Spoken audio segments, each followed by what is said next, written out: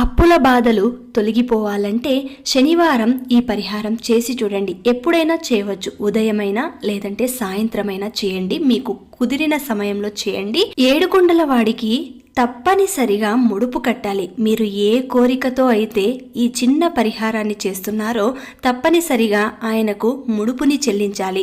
అది పసుపు వస్త్రంలోనే చెల్లించాలి. కాబట్టి పసుపు వస్త్రంలో ఎంత డబ్బులు ముడుపు కట్టాలి అని మీ మనసుకు అనిపిస్తుందో అంత మాత్రమే కట్టండి. ఆ తర్వాత ముడుపు కట్టినది స్వామివారి ముందు ఉంచి ఆయనకు ఏదైనా మీకు తోచిన నైవేద్యం పెట్టి ఒక చిన్న దీపం, అది కూడా బియ్యం పిండితో తయారు చేసిన దీపం, బియ్యం పిండిలో కొద్దిగా నెయ్యి వేసి కొద్దిగా బెల్లం వేసి దానిని దీపపు ప్రమిదంలాగా చేసి 7 వత్తులు వేసి నేతితో దీపారాధన చేయండి. ఇలాగా 7 వారాలు చేసి 7వ వారం తిరుపతికి ముడుపుతో సహా వెళ్లి మొక్కును చెల్లించుకోవాలి.